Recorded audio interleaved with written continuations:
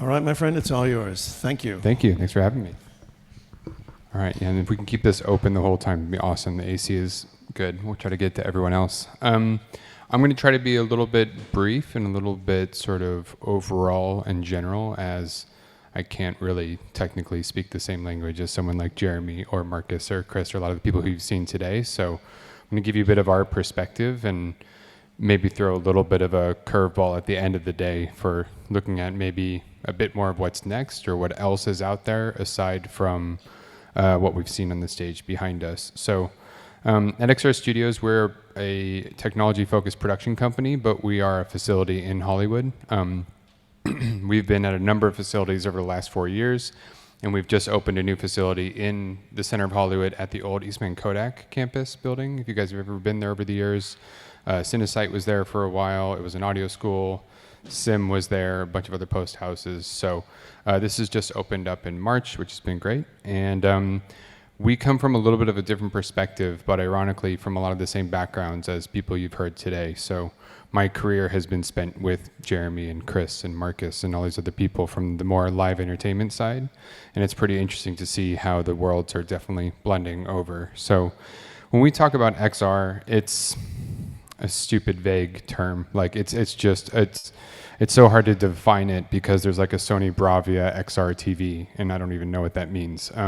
We take the term as standing for extended reality. So, mixed reality, augmented reality, virtual reality. We call it extended reality. And just to kind of put in a box a bit of where we think XR is and how, when I'm speaking about that today, what I mean, this video kind of shows some of it. So hopefully we'll play without audio. I'll turn this down.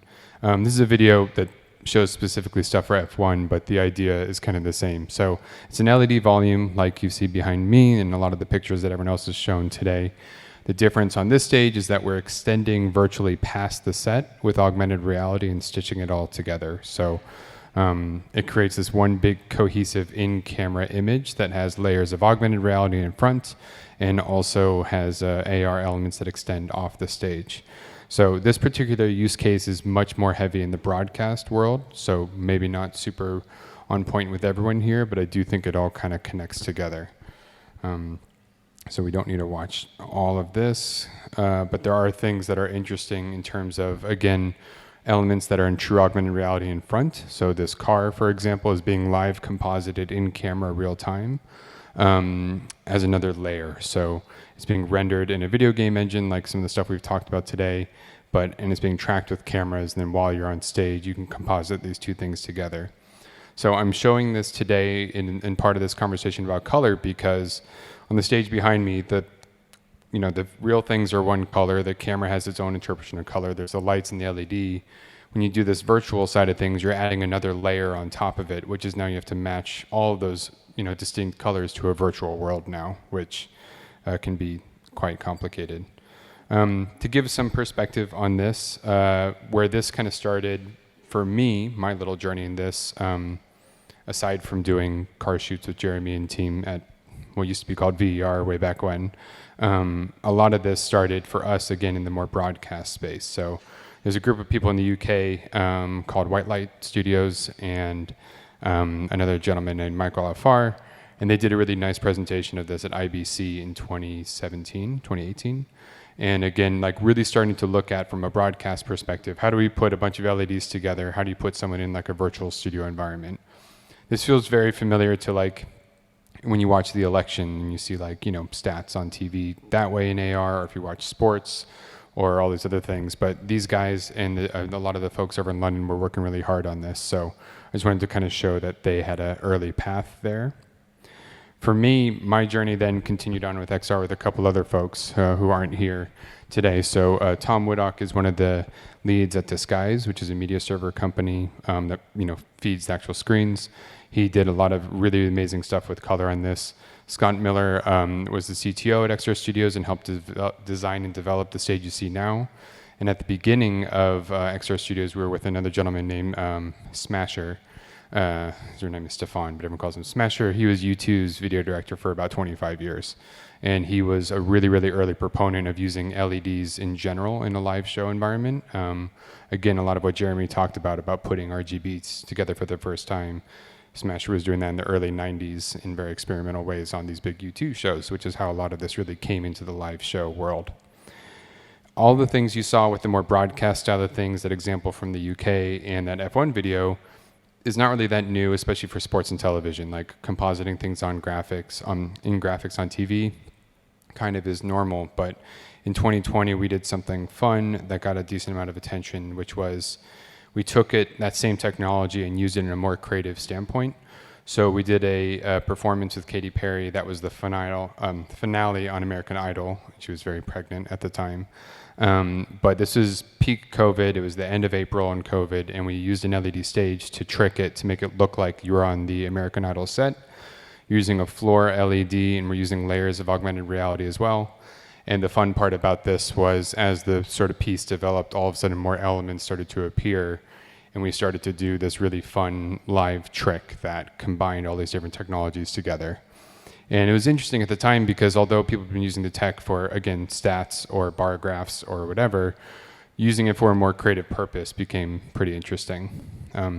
It's also pretty rough if you watch it back, 3 years later. Some of the tech isn't quite there, but used a lot of traditional tricks, like this chair was on fishing line that someone's just pulling off the stage. So a lot of fun traditional tricks there. But again, it was a really nice way to show new technology, to kind of play with it and push it to do things that it really couldn't quite do at that time.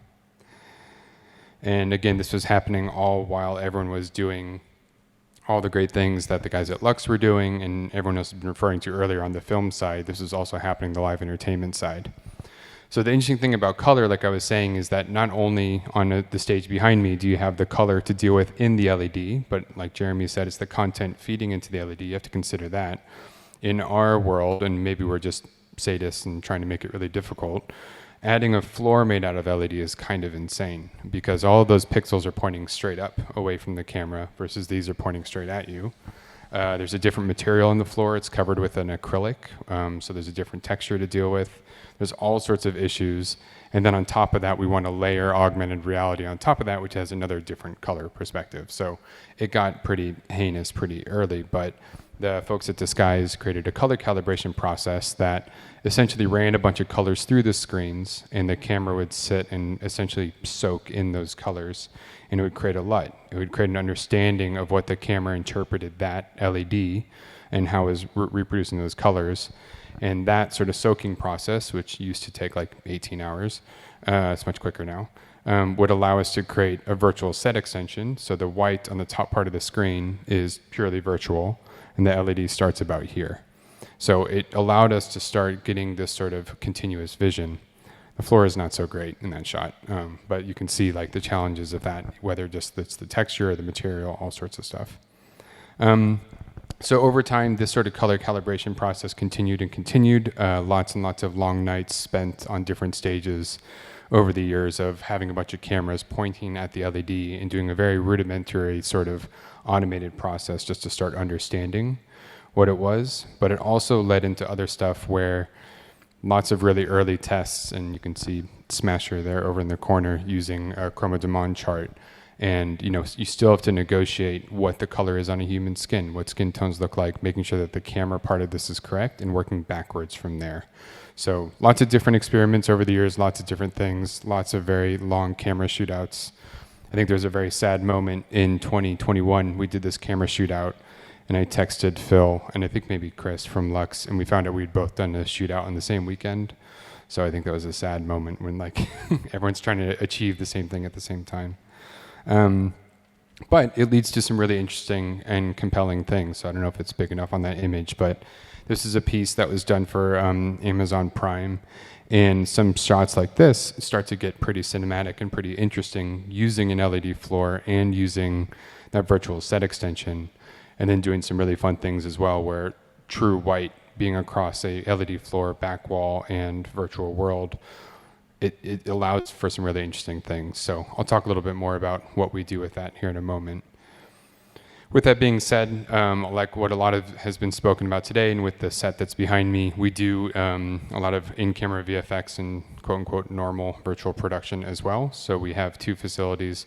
One has the more crazy LED floor stuff, but the other one looks like this, which is ironically somewhat recognizable at this point in time, which is great. So it has a ceiling and a wall, and it has a bunch of mimics on stage as well. You can see them being used over here. So we've been using those since they came out, and they've been great. But, you know, using image-based lighting as well as the sort of, you know, in-camera VFX style of stuff is something we do also, and there's a whole world of stuff to get into for that. Something that's fun as a little side tidbit is that we just did a shoot 3 weeks ago with Jay Holben and a bunch of friends at the ASC on 35mm film, sponsored by Kodak, because we're in the old Kodak building, so we all tried to do a test together. So this is going to come out in, I think in the early part of next year, they're going to reveal this sort of shootout that we did. So side-by-side, more empirical testing of 35mm film versus an RE35 new digital camera. Super fun. It is not the first time that people have shot film on LED walls. That's been done quite a lot, but it was really fun to work and actually try to just take some time and look at what's better, what's not, talk about moire, talk about all these fun things. And then there was a fun little thing that Tim King was there as well as the color scientist on the day, and he got a perfect 3200 Kelvin reading, and he was very, very excited about that. So he's just still skipping around talking about it. But again, just showing that like when we're doing these processes, we have the LED studio that's doing all these crazy automated processes and trying to create LUTs and all this stuff like that. Whereas when we're doing 35mm shoot, Tim is there with the light meter and trying to balance it, and we're trying to kind of, you know, hope it works and find out later, you know, in post or when the film actually gets developed. So it is interesting to see all the different flavors of what works and what doesn't on stage. But just to show a little bit about the kind of work that we do, I don't want to just parade around work, but it is helpful to see it like in context. This is a piece we did for YouTube, and so it was a performance series called Game On. So it was like people playing video games on stage, and the best way to show people playing Mortal Kombat is to put them inside a volcano, and this technology allows you to do that, which is great. So just to show that for in the background while I'm talking. But the interesting thing about these things is that it is more multi-camera broadcast focused, so it's more about a multi-camera shoot. But like Jeremy was showing earlier, everything we've learned from the live show world and touring and concerts and music videos and everything from the film world and everything from broadcast is just really starting to mush together. I don't really think it feels that different anymore. So even though a shoot like this looks more like multi-camera broadcast, you have a lot of image-based lighting there. You have giant softbox. We're all shooting with red cameras. It looks like other Kino lights there for a second. But again, just, you know, a whole crew involved, all these sort of people to create an image that tricks the viewer into believing that they are in a certain space.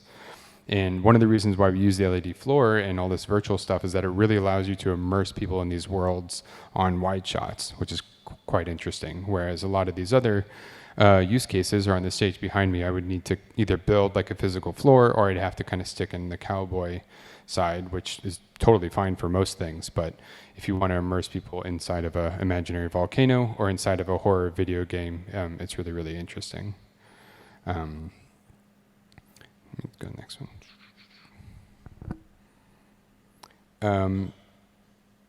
There's something else that's happening on our stage that, again, I'm talking maybe a little bit fringe here a bit, but I do think it's interesting, is that we use a technology on our stage called Ghost Frame. This is made capable by using megapixel processors. With virtual production, when you see like these behind the scenes videos and stuff, you can see this box moving around on screen. It's the frustum. It's where the camera is physically seeing. There's a problem on these stages sometimes where you want to shoot a second camera and you'll see the wrong perspective of that other camera on stage. You know, it's like looking at those sidewalk chalk paintings that only look right from one perspective, and you look from the side and it's all like skewed lines. That's kind of what happens. So for the past, I don't know how many years, when we were doing multi-camera shoots, we had to physically cut cameras and just jump perspectives. But you're doing a more cinematic shoot or you need a second angle, that doesn't really work. So Jeremy can probably explain Ghost Frame way better than I ever can, but it is essentially a persistence of vision trick. It's stolen a bit or borrowed from sports. You watch a soccer game in Europe, you'll see LED screens around the football field or the pitch. Those screens are flickering really, really fast, and they're doing multi-regional advertising. So if you're watching that soccer game in London, you'll see a Pepsi commercial around the around the field. But if you're watching it in Spain, you'll see a Coca-Cola commercial. And they're doing that by flickering the screen really, really fast, and different cameras are going into different frequencies of that frame, which is completely crazy, but it's a really complicated solution that really, really helps. So on our stage, we're using it to do multiple camera angles at once. So you can see a green frame and a pink frame, and where they overlap, I'm going to pause because it's too complicated. Where they overlap, it turns kind of white, but you can see each camera is getting a discrete feed at the same time, which is super interesting. This is made possible with Megapixel's processor. There's another version of this where you can actually hide both of those things, and instead of seeing the white overlap here, if you shoot at a higher frame rate, you can hide that completely to the human eye, which is really crazy. But again, this is one of the many tools we have to consider. And again, from a color perspective, each one of those slices in time allows us to do a crossfade. But each one of those slices, the color has to be right, the lighting has to be right, all these sort of things, which is really, really interesting. So Ghost Frame is too much to talk about in the time that we have, but it is something that is really important for these big multi-camera shoots. But a more clear example of that, I think, is that, again, thinking of coverage of doing two cameras at once, you can see our wide shot jib here is getting a wide of the stage. They were trying to make crossword puzzles interesting. This is as far as they got, but it's not too bad. And then you can see the close-up shot here. You don't see this other frustum box on stage. You're getting two discrete perspectives. But the interesting thing that's happening as well, because we're using all that augmented reality overlay stuff, is a shot like this. This is happening at the same time. So we're covering all of those flags and the soft boxes in this other camera with augmented reality, essentially, to get that clean shot. So again, I'm getting really deep into kind of fringe stuff here, but I think what's interesting about that is that from a color perspective, getting this world to match this world is really difficult, and you really have to respect, all of the standards that Jeremy was talking about, and doing your homework on balancing everything and changing everything, because otherwise you would see this in a different color than here, than here, than here. It all has to kind of look cohesive. Another element too, again, you can see like with the blockers, it's blocking that off, but these sort of cubes are also in augmented reality as well, so they pass actually in front of the talent, which is super interesting.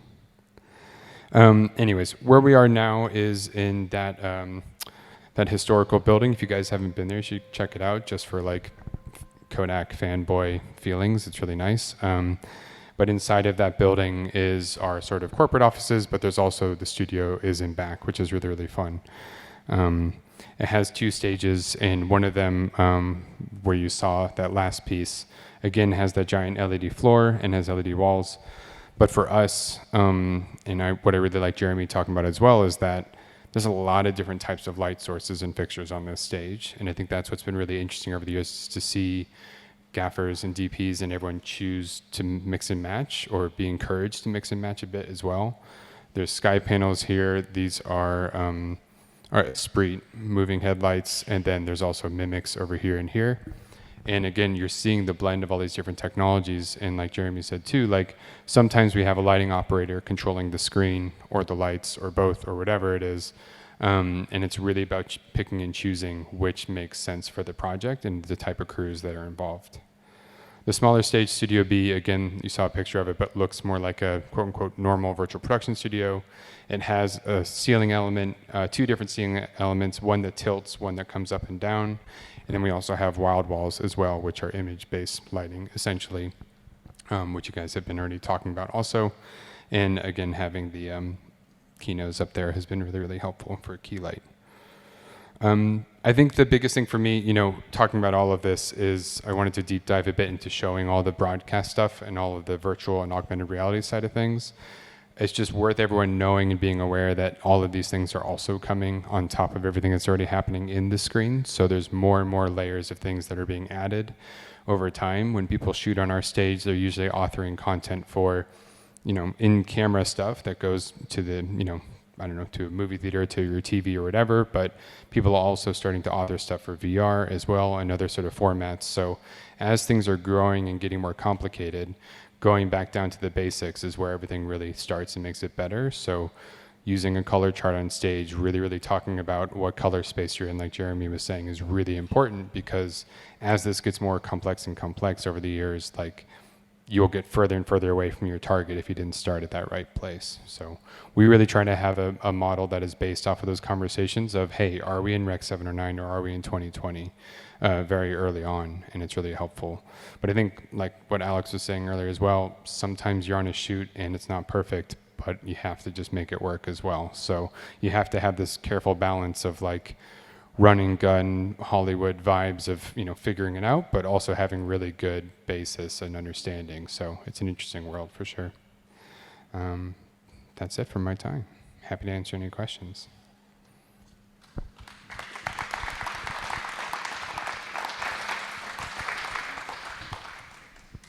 I have a question here. Sit in the AC for a second. Thank you for the presentation. For the augmented reality stuff, if you're gonna like make camera moves off of augmented reality elements, how does the operator see that? Can it just be fed through return on a camera? What if you're using a cinema camera? Do you have to just put an extra onboard monitor to kind of see that stuff? And then in addition to that, like if you're gonna see offset, does the augmented reality kind of float wherever the camera goes, or are there limits to where you can kind of point a camera? No, for sure. It's a great question. We do have multiple monitors for all of the camera ops, so they can see the raw camera feed as well as the augmented feed. So like the jib operator would see this in his camera, but he'd also have a return that would see this. When they pan off the stage, like that ceiling of the LED, it stops here. So he could just continue tilting up and see those blocks continue. And we've done that intentionally sometimes. Like we had to hide someone doing like a set change once, so all the camera team just looked over there and followed the butterflies or whatever was happening. So we encourage that, but it is tricky to see multiple cameras getting that preview, and for AR as well, that's always a challenge. We have way too many computer systems in our building, so we're able to like actually feed each camera operator their unique perspective up to a certain point. If we were doing like a 9-camera shoot, not everyone would get to see it, but we do try to use a program preview sort of setup so people can kind of see what's coming. But it is a good question, because I think as this new technology comes out, one of our biggest focuses is to make it feel, if you're a grip or a gaffer or an electrician or whoever coming onto our set, we don't want you to have to like learn everything from scratch. We want to give tools that enable people to bring their experience and grow with it. So I know the guys at Lux are really good about that as well. Like we'll do like a little roundup in the morning and talk to everyone and make sure everyone has what they need, because we don't want to be reinventing it because it's pointless. So same with the camera team.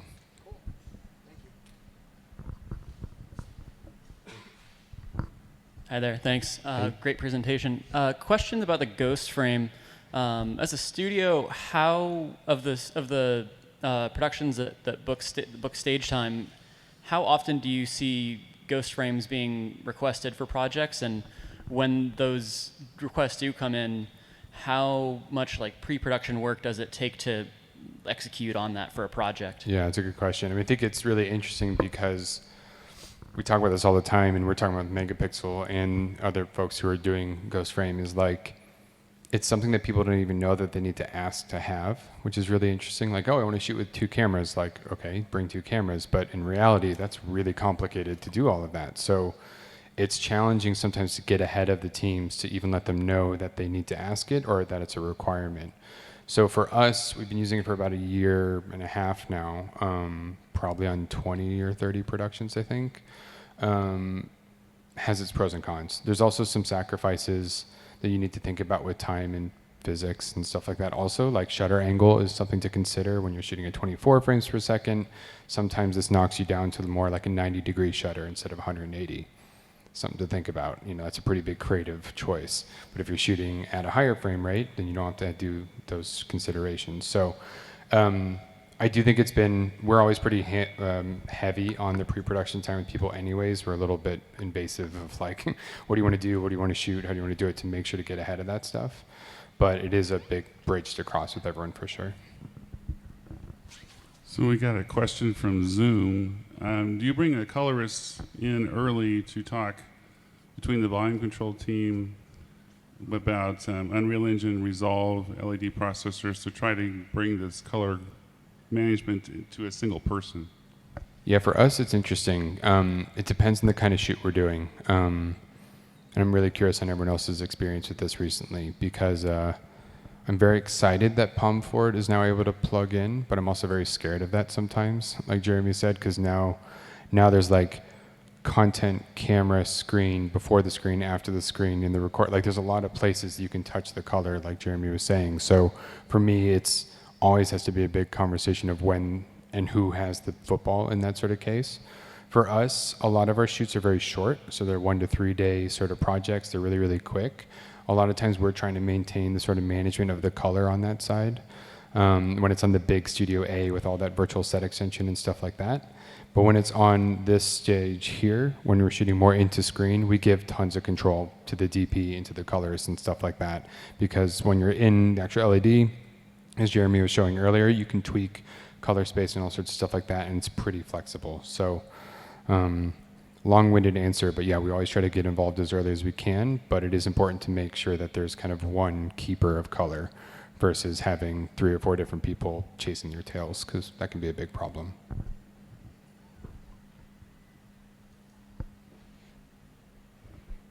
If no more questions, thank you very much, JT. Thank you. Appreciate it.